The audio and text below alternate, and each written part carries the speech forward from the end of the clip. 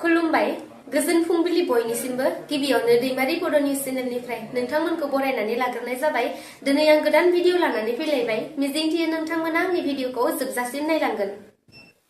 राहुल गान्धीजों लोगोसे कंग्रेसनि गोबां दैदेनगिरिनि हेंथायै सिआइडिआ सामन जारि खालामनाय जादों। फैगौ 23 फेब्रुआरि खालारखालि गुवाहाटी उलुबारियाव थानाय सिआइडिनि मावख'आव हाजिर एबा नुजाथिहैनो नांगोन राहुल गान्धी आरो कंग्रेसनि गोबां सा दैदेनगिरिफोरा। मोनथिना मोननाय बादिब्ला राहुल गान्धीजों लोगोसे जयराम रमेश, सीएम वेणुगोपाल, जितेन्द्र सिंह, श्रीनिवास कन्हैया कुमार आरो आसाम प्रदेश कंग्रेसनि दैदेनगिरि भूपेन बरा, गौरव गगৈ, देबब्रत शइकिया, जाकिर हुसेन शेखर, रमेन शर्मा बिथांमोननिसिम सिआइडिआ सामन जारि खालामदों। सामन जारि खालामजानाय बिसोर दैदेनगिरिफोरखौ 23 फेब्रुआरि खालि फुंनि 11:30 रिंगायाव सिआइडि मावख'आव नुजाथिहैनो बिथोन होदों। थांनाय समाव आसामाव न्याय यात्रानि समाव रायजोनि सम्पथिखौ फोजोबस्रांनाय केसआव बिथांमोनखौ सिआइडिआ सामन जारि खालामदों। रायखांनाया गोनांदि राहुल गान्धीनि भारत ज'रो न्याय यात्रानि समाव दुंहाव थासारि सोमजिखांदोंमोन। सोमावसारनायाव बाहागो लानाय कंग्रेसनि मददगिरिफोरा खानापारायाव पुलिसनि बेरिकेडखौ सिफायदोंमोन। बे जाथायाव सोमावसारग्राफोरजों लोगोसे गोबां पुलिस मावथिफोराबो जोखोम जानो गोनां जादोंमोन। थांनाय 16 फेब्रुआरिनिफ्राय सेबाजों खुंफुंजानाय थाखो 10 नि मेट्रिक आनजादआ सोलिगासिनो दं। नाथाय सेबाजों खुंजानाय थाखो 10 नि जोबथा मेट्रिक आनजादआ थांनाय 2023 मायथाइयाव कुइसन पेपार लिक जानाय आरो सोंथि बिलाइया गुबुन आयदानि फैनाय बादिनो देग्लायबो गोबां माखासे दावराव खौरांफोरा ससियेल मिडियायाव गोसारगासिनो दं। थिग बेबादियैनो सेथि सानखालि इंराजि आयदायाव दावराव कुइसन पेपार लिक जादों होननानै गोसारनाय बादियैनो माखासे जाथाय आरो खौरांफोरा मैया नैथि साननि समाज बिगियान आयदानि आनजादावबो जानानै थाङो।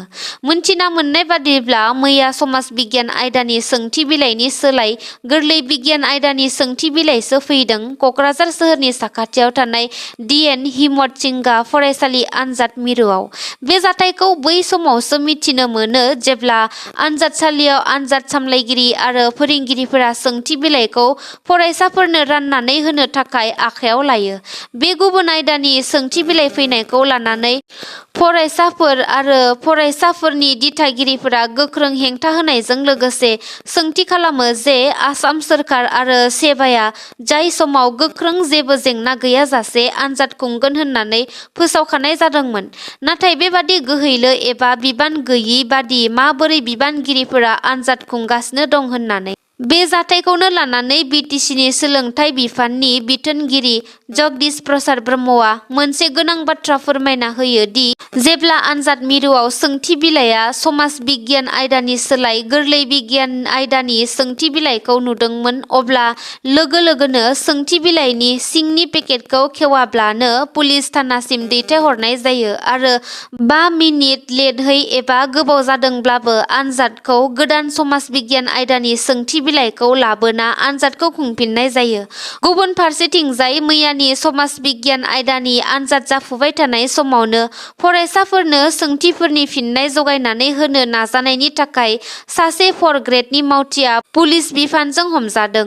मोनथिना मोननाय बादिब्ला मैया मेट्रिक आनजाद जाफुबाय थानाय समाव फुंबिलिनि 11 रिंगासोआव जनाय मुंकुर सेलेक्ट हिनजावसा गोजौसिन फरायसालिनि सासे 4 ग्रेडनि मावथि देबेन पाटिर मुंनि सासे सुबुङा सोंथिफोरनि फिननायफोरखौ जेरक्स खालामनानै आनजाद मिरुआव हाबनो नाजानाय समावनो पुलिस बिफानजों हमजायो।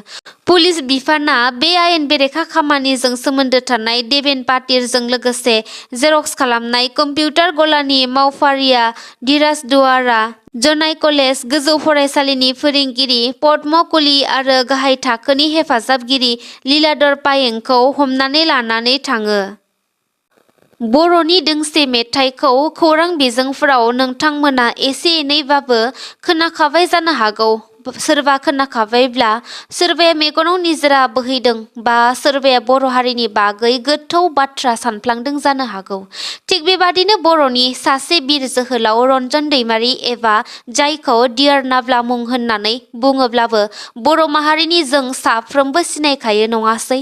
दा रन्जन दैमारी बिथांनि जोनोम सानखौ लानानै मेथाइ सुजुदों बिक्रम दैमारी बिथाङा। बे मेथाइनि मुङानो जादों दङ आं बेयावनो। बर'नि सागानगिरि जोहोलाव रन्जन दैमारी बिथांखौ लानानै सुजुनाय मेथाइखौ थाबैनो खोनानो आरो नुनो मोनसिगोन। बे मेथाइनि सुजुगिरि आरो खनगिरि बिक्रम दैमारीया रायजो राजाफोरनिसिम मिथिहोदों दि रिलिज जानो गोनां एबा दिहुनजानो गोनां मिलौदो मेथाइखौ सोलिफु दाननि थामहिनबा फैबाय थानाय 21 फेब्रुवारि बुधबार सानखालि लाइभनि गेजेरजों रन्जन दैमारी बिथांनि जोनोम सानखालि बेखेवनाय जागोन। मोनथिना मोननाय बादिब्ला उदालगुरि जिल्लानि सिङाव थानाय दिउलगुरि चकआव रन्जन दैमारी बिथांनि जोनोम सानखौ गाजा गोमजायै फालिनो थाखाय थाग थियारि खालामगासिनो दं होनना मोनथिना मोनदों। बे हाबाफारियावनो बिक्रम दैमारी बिथाङाबो गाव सुजुनाय मेथाइखौ फोसावनाय जागोन होनना मिथिहोदों।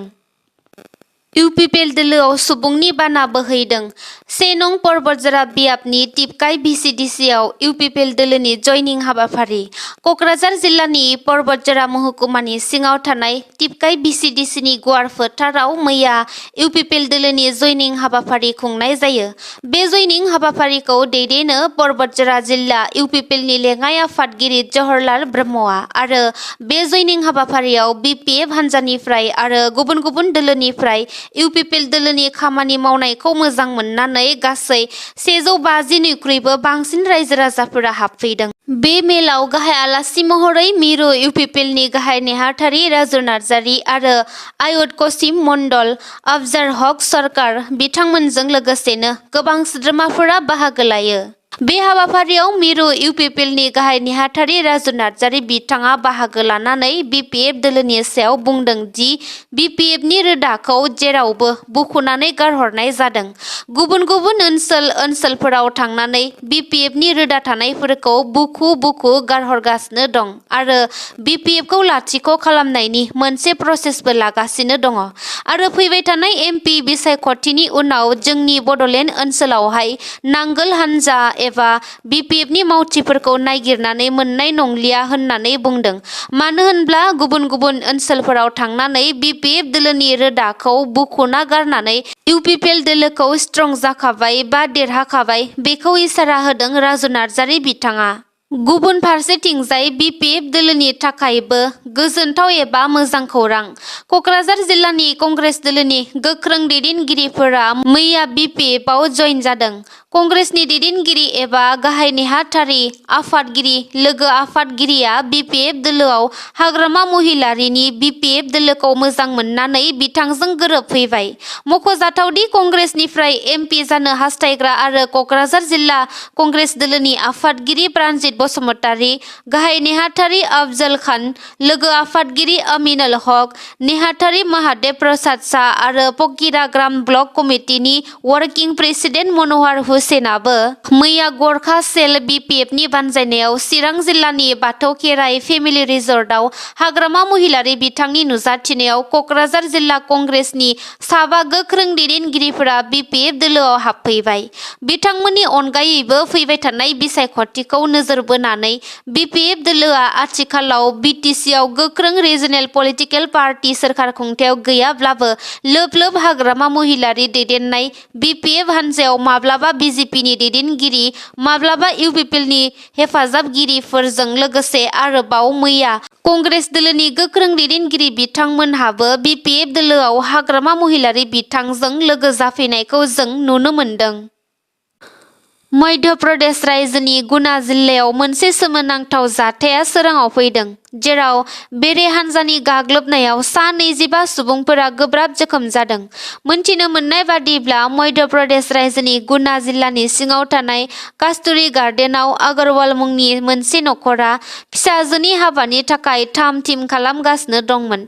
थिग बे समावनो हाबायाव फैनाय आलासिफोरनि सायाव हरखाबै बेरे हानजाया जेरै हायो एरैनो गाग्लोबो।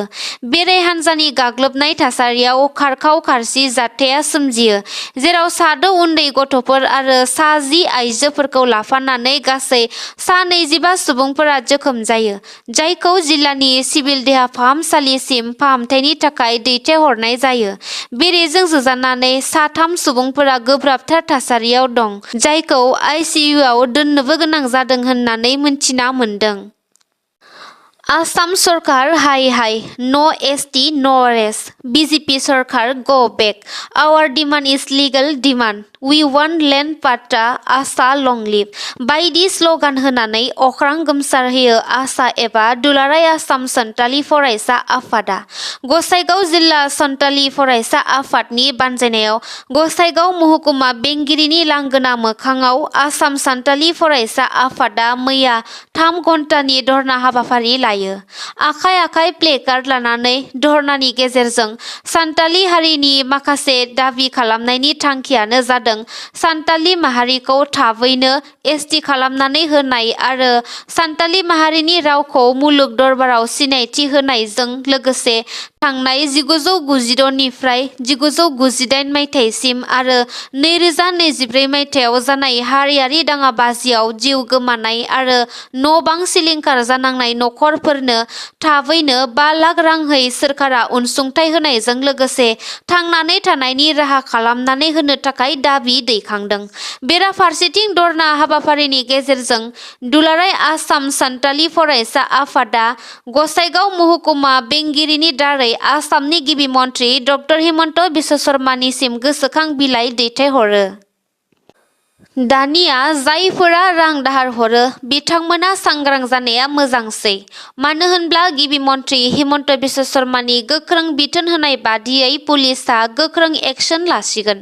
थारैनो आसाम पुलिसआ रां दाहार हरग्रा एबा रां सुद हरग्रा सुबुंफोरखौ फारि फारि हमदों।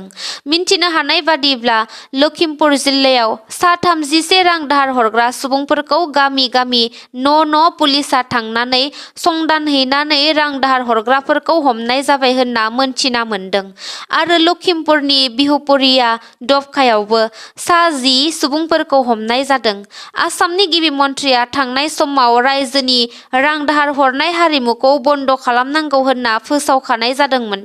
दा बिनिनो सम बादियै रां दाहार एबा रां सुद हरग्रा सुबुंफोरखौ हमनाय हाबाखौ जागायजेनबाय।